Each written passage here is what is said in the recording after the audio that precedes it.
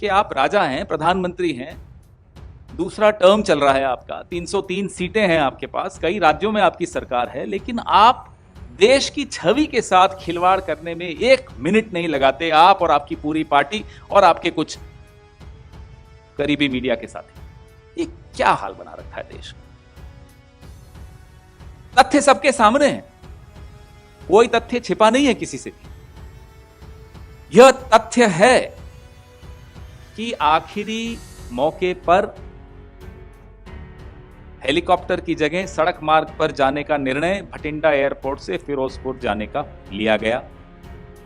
यह भी तथ्य है कि एक एसपीजी प्रोटेक्टी की मूवमेंट्स का रूट, इन सब का निर्णय, अंतिम निर्णय एसपीजी लेती है और बाकी एजेंसियां उनकी सहायता करती हैं, राज्य की पुलिस उनकी सहायता करती है। सब तथ्य हैं, मेरे को बार बार दोहराने की आवश्यकता नहीं, आप हमसे ज्यादा समझते और प्रधानमंत्री आप और हमसे ज्यादा समझते, उन्हें मालूम है ये तथ्य है। फिर इन तथ्यों को तोड़ मरोड़ कर पेश करना, जो शब्द कल प्रधानमंत्री ने कहे, कहा जाता है कि उन्होंने कहे भटिंडा एयरपोर्ट पर अधिकारियों को थैंक यू कह देना मुख्यमंत्री को कि मैं भटिंडा एयरपोर्ट तक जिंदा लौट आया हूं, ये शब्द शोभा देते हैं। ये शब्द पूरे विश्व ने सुने होंगे। क्या आप संदेश देना चाह रहे हो विश्व? क्या हम एक बनाना रिपब्लिक हैं? किस तरह की जुबान है ये? आप बिना बताए, बिना प्रायोजित कार्यक्रम के पाकिस्तान चले जाते हैं, वहां आप सुरक्षित महसूस करते हैं। अपने ही देश के पंजाब में आपको, अपने ही देश के नागरिकों से आप को ऐसी क्या घबराहट है, नफरत है कि आप इस तरह के शब्द इस्तेमाल करेंगे एक पूरे प्रदेश के लिए? आपने क्या चुना? पूरे पंजाब को, पूरी पंजाबियत को, सबको बदनाम करना। अरे मेरे खिलाफ साजिश हो गई, अरे मेरे खिलाफ साजिश हो गई। शर्म आनी चाहिए इस तरह की भाषा बोलते हुए। एक एक पंजाबी अपनी जान पर खेल के रक्षा कर सकता है अपने प्रधानमंत्री की, वो किसी पार्टी का हो प्रधानमंत्री, कोई फर्क नहीं पड़ता है। बड़ा दुख होता है कि आज इस तरह का विवाद देश का प्रधानमंत्री पैदा कर रहा हो, सिर्फ इसलिए कुर्सी की लड़ाई है। वो खाली कुर्सी की लड़ाई हो या जिस कुर्सी पर वो बैठे हैं उसकी लड़ाई हो, हमें उसमें कोई मतलब नहीं। आप कुर्सियां नहीं भर पा रहे, आप समय चाहते थे, जो भी चाहते थे कि कुर्सियां भर जाएं, नहीं भर पाए, तो आप इस तरह से हल्की राजनीति पर उतर आएंगे, ये अच्छी बात नहीं। मैं कुछ और उदाहरण आपके सामने रखना चाहता हूं तारीखों के साथ। 22 सितंबर 2017, बड़ा ध्यान से सुनिएगा। लंका गेट नामक इलाका है वाराणसी में, प्रधानमंत्री की कॉन्स्टिट्यूएंसी। प्रधानमंत्री जी अपने लोकसभा क्षेत्र के दौरे पर थे। 22 सितंबर 2017, लंका गेट पर बनारस हिंदू विश्वविद्यालय की कुछ छात्राएं, 500 के लगभग छात्राएं, यौन उत्पीड़न के खिलाफ प्रदर्शन करने आ गई। प्रधानमंत्री जी को वहीं से गुजरना था। पुलिस के आला अधिकारी गए, मनाने की चेष्टा की, वो नहीं हटी। वो नारेबाजी कर रही थी, वो अपना विरोध व्यक्त कर रही थी, उनका अधिकार था, लोकतांत्रिक अधिकार था। क्या आपने सुना कि प्रधानमंत्री वाराणसी एयरपोर्ट पर जाते हुए मुख्यमंत्री आदित्यनाथ के नाम पे ये संदेश दिए कि थैंक यू आदित्यनाथ जी, मैं जिंदा वाराणसी एयरपोर्ट पे लौट आया हूं? सुना आपने?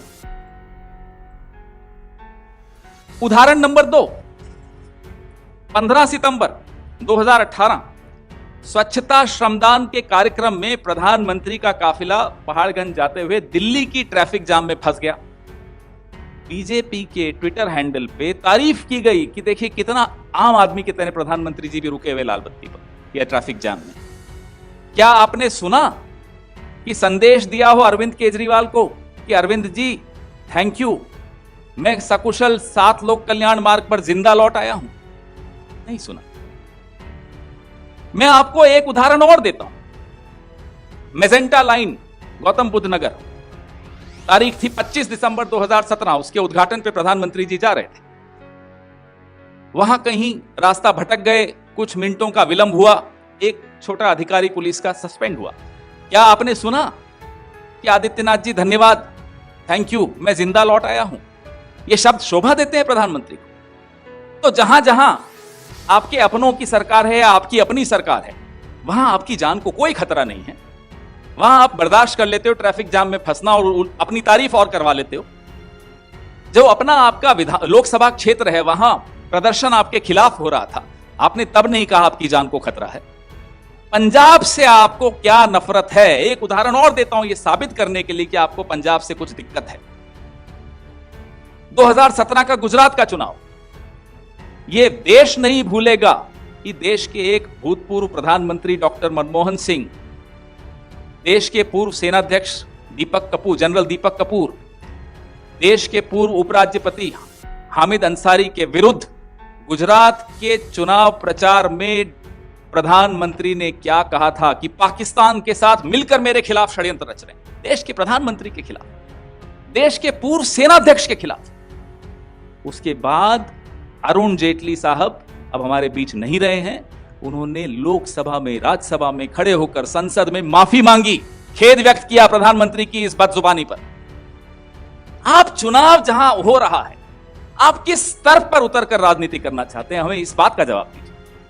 जहां आपको देश की छवि की चिंता नहीं है, देश की संस्थानों की छवि की चिंता नहीं है। अरे प्रधानमंत्री आप भारतीय जनता पार्टी के नहीं हैं, हम सबके प्रधानमंत्री हैं। आपकी जान की कीमत इस देश का बच्चा बच्चा जानता है, और आप उस राज्य का, उस पंजाबियत का अपमान कर रहे हैं। अरे जितने तिरंगे आपने और आपकी पार्टी ने और संघ ने जिंदगी में नहीं फहराए होंगे, उतने तिरंगे हमारे पंजाब के सपूतों की लाश पर लपेटे जाते हैं। शर्म आनी चाहिए आपको उस पंजाब का अपमान करने। वो जवान हो, वो किसान हो, उसने इस देश का नाम रोशन किया है पंजाब ने। और मैं 3 करोड़ पंजाबियों की तरफ से नहीं बोल रहा हूं, मैं पूरे विश्व के पंजाबियों की तरफ से बोल रहा हूं कि आज हमारा सर प्रधानमंत्री जी ने झुका दिया। इस तरह का अपमान करेंगे आप हमारे राज्यों का? इस तरह का अपमान करेंगे हमारे महत्वपूर्ण राज्य की संस्कृति का, जिसका पूरे विश्व में बोलबाला है? क्यों? क्योंकि आपकी रैली में भीड़ नहीं आई, क्योंकि किसान आपसे नाराज हैं। 1982 में इंदिरा जी प्रधानमंत्री थी, उत्तर प्रदेश गई, रास्ते में उनका काफिला बेरोजगार नौजवानों ने रोका। मुख्यमंत्री नारायण दत्त तिवारी जी थे, रुकी, ज्ञापन लिया, उनको गवर्नर हाउस में बुलाया, उनसे चर्चा की और खुशी खुशी वो चले गए।